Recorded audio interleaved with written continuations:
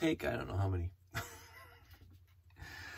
Somebody on Facebook on one of my classic space groups was talking about, was asking how many galaxy explorers would still be in the world today, and I would not have a clue. I would not have a clue at all. But I thought it'd be nice to make a video to talk about the 928-497 Galaxy Explorer and my decades-long appreciation of what? I want to say it's my favorite set because it is the most classic, and it my problem is I have lots of favorite sets. So, but it's up there, top 5. So, some people say it's the pinnacle, the mecca, the best, the creme de la creme. I'm not going to disagree with them. I'm really not. It is an absolutely phenomenal set. I did not get the set when I was a kid. As I say, my dad and mom got me the 918 one year, and then the year after I got 4 more Lego sets, and then my parents stopped buying me Lego. And the thread on the group was talking today, the Galaxy Explorer was for sale in a store from 1978 or 9 to 1984. So that's 5 years, 6 years of sales. By the time I started buying my own, well, I could have bought one, but I was too busy buying 6980s and 70s, 6971s and stuff like that, and making Lego wars and all that stuff. So the Galaxy Explorer I did not get until I started getting used lots that had them. So so I never bought a Galaxy Explorer new off the shelf, which is, it is what it is. I never bought a 924 new off the shelf either. I got a 918, as I said, I got it for Christmas from my parents. But the 924, 928, I did not get. But anyway, so 928, 497 Galaxy Explorer. At my peak, I had 12 of them. And the reason why I had 12 of them, because I had a few, as they say, in the lots that I got, used lots, pre-internet. But when the internet showed up, and I was on LugNet at the beginnings of LugNet, the 2000s, early 2000s, and the beginnings of eBay, I guess it was a couple of years old when I got heavily involved in buying monorail track and space pieces that I wanted. Bricklink might have still been called Brick Bay at the time. Don't mention that. But I don't think, I might have posted this on LugNet. No, I can't remember. But I decided one day, just a day, I was at work, and I thought, what I'm going to do is every single Galaxy Explorer I stumble across on eBay, I'm going to bid 75 bucks. Minimum, maximum, 75 bucks each and every time I saw a Galaxy Explorer on eBay. I did it for a year. That was my thing. I sat down every single Galaxy Explorer for 1 year. And I wasn't worried about too much about, like, if it just said, oh, there's a few pieces of the Galaxy Explorer, I wouldn't bid on that lot. But if it looked relatively complete, or if it was complete and it came in a box, whatever, I just bid 75 bucks. And I never won one with a box. But I did win a few with base plates and the building. Most of them that I won over the year. I won, well, I guess I won 10. 8 or 10. I keep on saying 12, but I had 12 of my max, and I already had a few from before. So I won for the entire year between $8 and $10, and the max I paid was $75 because that was my maximum bid. So if I got outbid, I didn't worry about it. Even if they sniped me right at the end. So sometimes I'd be right down on the very last minute. That was $75 mine, and all of a sudden it sold for $76. Oh well, not worried about it. Because overall, I won 8 to 10 of them through the entire year, and I paid up to 75 bucks a piece. Some I got for like 60 because nobody bid on them. The guy started at 60, I bid 60, nobody saw it. I don't know. I got one from France that was really, really cool. I think I mentioned it before. The guy shipped it to me with every layer was taped to cardboard. So this wing layer was taped to a cardboard with saran wrap, and then another piece of cardboard had these layers, blah blah. And so the Galaxy Explorer came to me in layers in a box. That was really cool. But I won 8 to 10. So at the max that I had at one point, all built, was 12. And when we did a few brick fets at the beginning, I think I had basically all 12 of them out on the layout. And what I started to do is I started giving Janie, because Galaxy Explorers. Just give them to her. Here, Janie. Here, Janie. Have a Galaxy Explorer for her charity auction, because you know I like charity. I like giving to charity. I like doing what I can for charity, and I like helping out Janie. And what I found was that people came up to me at these shows and say, "Dave, you have so many Galaxy Explorers. Can I buy one?" You don't have to buy one off of me. And I paid up to $75. So the max I ever paid for one. But what I'm going to do, and so I started, I don't know if it was BrickFat 2013 or whatever, gave Janie a Galaxy Explorer 1 year. First year, I decided to give her one. Not the first year there was BrickFat, but I think 1 or 2 years after BrickFat was established, I gave her a Galaxy Explorer. And I went for $400. $400 for a Galaxy Explorer. And I'm like, and that all money went to charity, which is utterly fantastic. Our good friend Jude bought them. so every year for 4 or 5 years, I would just give Janie a Galaxy Explorer. And I think when at the end, I was down to 8 Galaxy Explorers. So I think I gave her 12. I gave her 4 or 5, because again, I was still acquiring lots, and some of those lots had Galaxy Explorers. So I think at one point I got down to 8 in my collection after donating 4 or 5 to Janie. And that was fun because do you need 12? But again, the reason why I had 12 is because I said one day I'm going to just 1 full year, I'm going to bid on Galaxy Explorers on the eBay, $75 and not worry about it until either I win or lose. And I think I talked about this before. I think I bid on over 100 Galaxy Explorers that were there for the entire year. Like, you know, every so often you come across a Galaxy Explorer on eBay. I think over the entire year, at least 75 to 100 different items on eBay. So, and I won 8, which is perfectly fine. So, you can't do that now. I mean, seriously, you bid $75, they're just going to laugh at you. You can't bid $75 on the Galaxy Explorer these days. But back then, you could. And so I had 8, and I had 8 together for the longest time. I think when we stopped doing BrickFat, it might be pre-Big. I started because I had no place to store them, so I started taking them apart, rolling the pieces back into the collection. But I kept 3 together, 1, 2, 3. These 3 are together, and they're in the bin, the box, my box for my layout, because these 3 go to my shows. So this 1, 2, 3 go to my shows. These 2, this one and this one I just got last year in a lot, right? So I got another one in a lot, and I put it together. And this one is from my very old shows, and I showed you that before. It's got the gray on the side. This is the Repair Galaxy Explorer in my gantry, my Repair Bay gantry. So, I mean, it'd take me a minute to put this thing back to standard. So I decided to put these 5 out here that I have together right now. And then I started counting up, because I still have 1, 2, 3, 4, 5 sets of 928 bricks. So I could build right now, if I wanted to, 5 more Galaxy Explorers.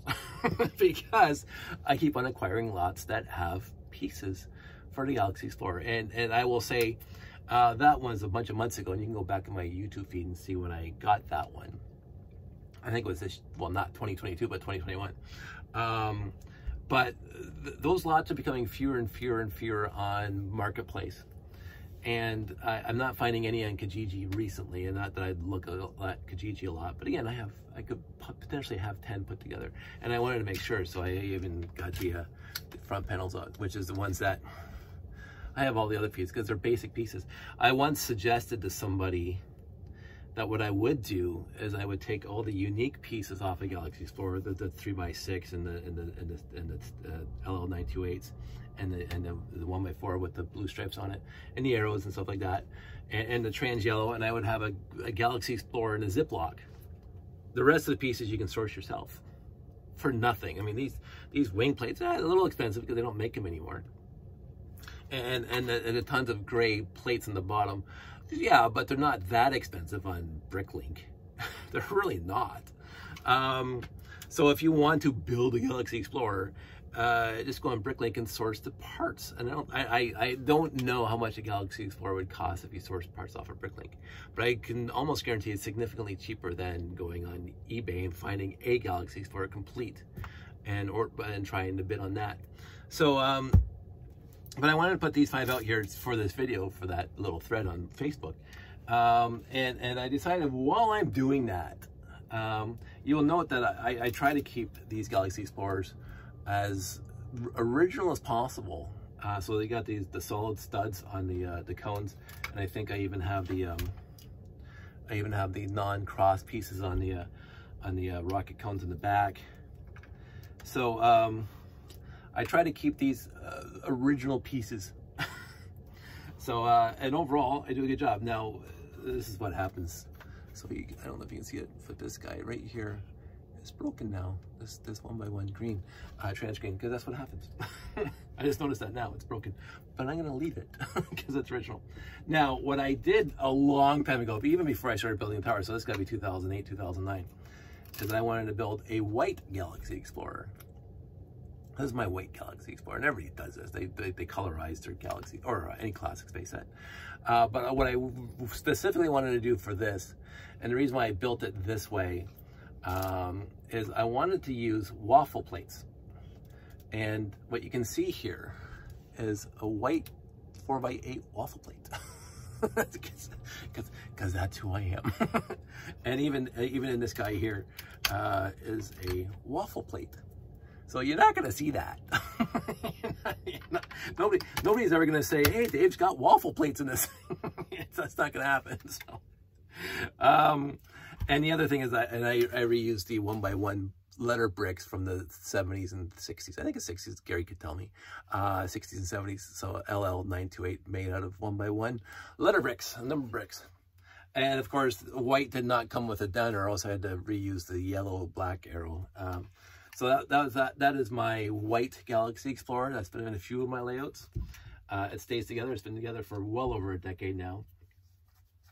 And then I have this guy, which has been sitting in this room so long that, okay, so this is gonna take a little preamble.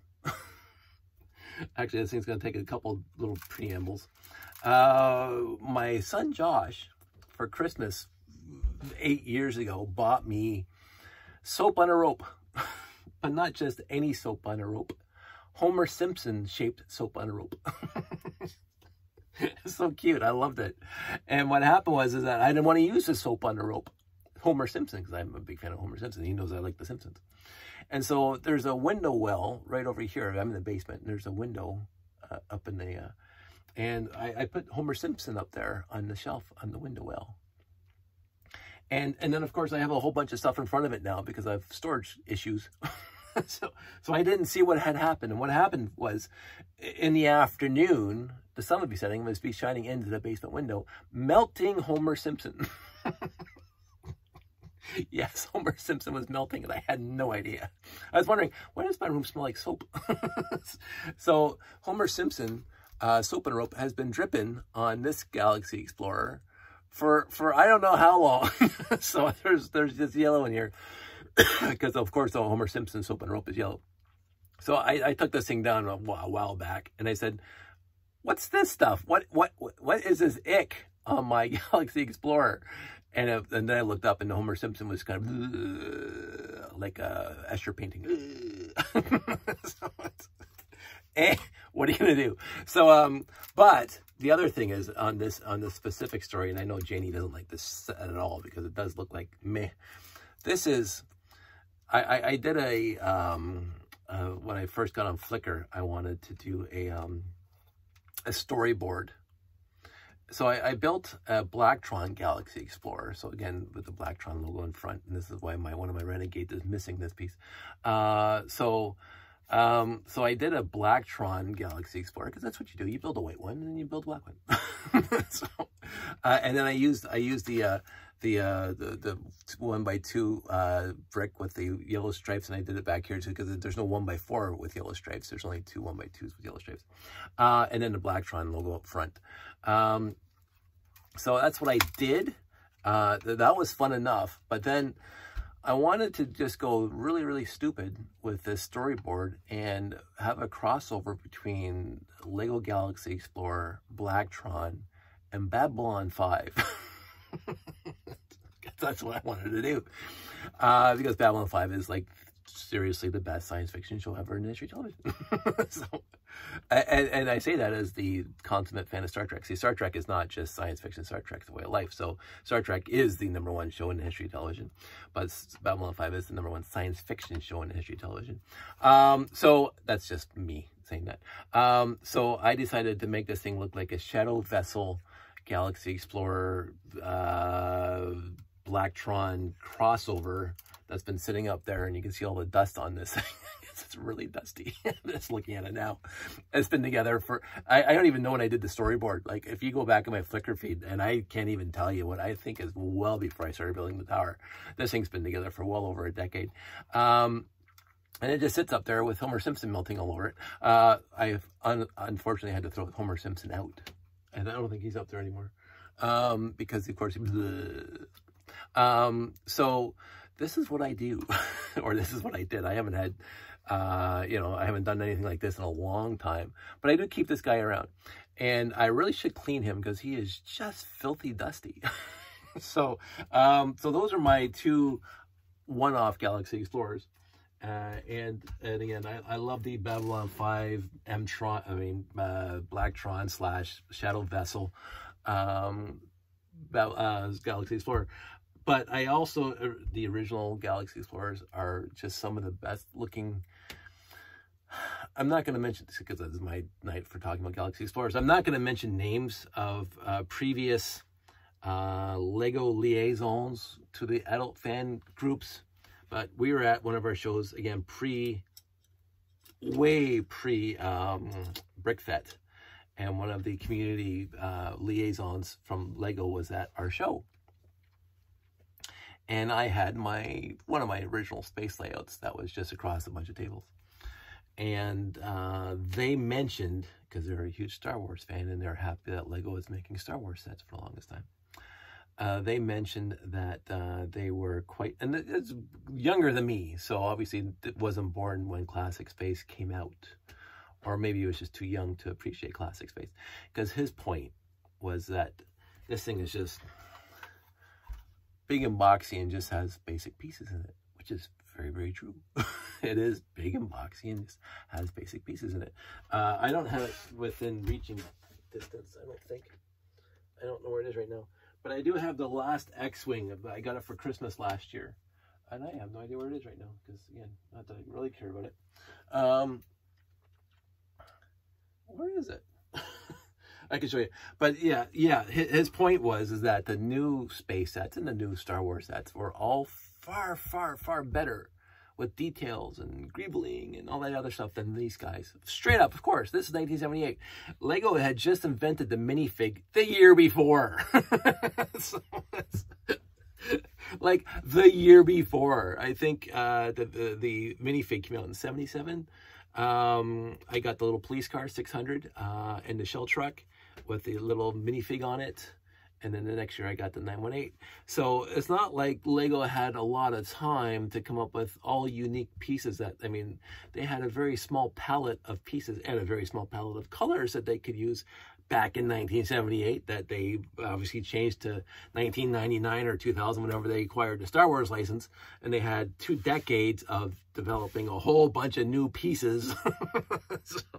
but without these sets, without the classic space sets and the castle sets and the town sets from the late 70s and into 80s and into 90s and the train sets, you wouldn't be able to do Star Wars and with those sets. And of course, every single year now they come up with the new molds and new pieces and whatever to make it look more like, you know, Lando's ship or whatever. But 1978, they didn't have any of that. This is basic pieces. Like, I think, I don't know if the wing plate was available prior to 1978. I think it showed up in 1978 for the space sets. I can't remember. I don't remember seeing it before. I didn't have any sets that had them in. All my sets pre this were town sets with the guys with no arms and no leg, or no moving legs and no moving arms, and no face, no drawn on face. The Coast Guard set and the police station and the fire station. And pre that, I think those guys came out in 1975. So they didn't last too long, those guys, because pre that I just have the white fire station that has no people, and they have like this let me get up here. Well, where is it? Well, I can't find them right now. But basically, these vehicles, right? This is pre-1975. And even after 1975, you still were able to get these vehicles. So you think about, this is just basic pieces. There's nice printing on them. I always like this printing. But in the end, this is plates, slopes, and bricks. That's it. There's no modified plates in here. There's no modified bricks in here. Just a 2x2 brick with wheel. There's no other modified bricks in here at all. This is 1975. So from 1975 to 1978, you think about the radical change that Lego had to undergo, where 99% of their pieces that came in sets prior were just basic bricks and basic plates and slopes. That's it. That's all they had overall. And they had the really cool looking, this guy. Mid-70s, I got this for Christmas. Fantastic. But again, 90% of the set is basic brick. Nothing fancy at all. And this guy's fancy, a little bit fancy. And the modified brick that holds them, sure, absolutely. But the hinge plates, they've been around for a long time, since the early 70s. This guy was always cool. I always liked this guy. Shows up in some aqua zones and stuff like that. But the rest of it is basic brick. The whole thing. So you went from here, and then 4 years later, you're to here. Like, seriously, like, when you think about that, like, this was a game changer. These guys were a game changer for Lego. The castle sets too, and of course the town sets. But basically, Space and Castle led the way for all the modified pieces that came out after that, because you certainly didn't have them before then. So it's just astounding. And then, yeah, now these days you just, like, you have an X-Wing or a TIE fighter or whatever, land speeder. Without this stuff, you're not going to get that. And so I was a little chagrined, just a little chagrined, a little tiny bit chagrined, that a Lego representative was kind of trashing old Lego. But again, that's his opinion. He's allowed to have it. And I respect him for saying it, because, like, you know, like, if you go to all these shows and you keep on hearing all these, you know, classic space fans, and they do drone on. They drone on about how wonderful classic space is, and you're younger, you're decades younger. Like, even we get in debates now in all these groups that I'm part of, where Ice Planet is the best space theme, but then they were 13 when Ice Planet came out, which would make Ice Planet the best theme, really. Classic Space came out when I was 12. Hence, I love classic space. My ability to acquire the entire range of classics, or, you know, space sets until 1979, is just because I never gave up the hobby after 13, like most of my friends did. So I liked all the themes, RoboForce excluded. I liked all the themes. My friend Dave will appreciate this. Futron's above RoboForce. So, Futron was a good set. It never looked finished, but it was a good series. But anyway, this is ostensibly about Galaxy Explorers. It is in the top 5 of my favorite space sets ever. I don't think, unless it's a necessity, I don't think I'm going to be building 5 more. I just like the pieces sorted out in the bins, just in case I want to build something else. But should the need arise, I will build 5 more. So, the one thing, because these things are old, and I already showed you that this 1x1 green trans green is broken here. These 4x12s break very easy now, and these big 6x14, whatever they are, they break easily now, and even the 2x8s break easily, and you'll see them fading to brown. So I try to leave them together, especially what you'll notice is that, I don't know if you can see it in this one, this 4x whatever underneath here is a darker, more as color, it's got some yellowing to it versus these guys. The more yellowed the gray plates are, the easier it is for them to break. And that's just because they're 40 years old. So I am not planning on taking these 5 apart. which also goes to the fact that I don't want to put any more together, because I have to take them apart some point in the future. You have more chances of breaking bricks. And even the 1x4s, the 1x8s, and the 2x4, I've broken bricks now that are from the 70s, because they get very brittle. And so since I'm basically displaying, why do I need to take them apart? I have all these pieces. I can build something else. I don't need to take these apart to get the pieces I need. But in the end, this is my fleet of Galaxy Explorers. I can build 5 more if I wanted to.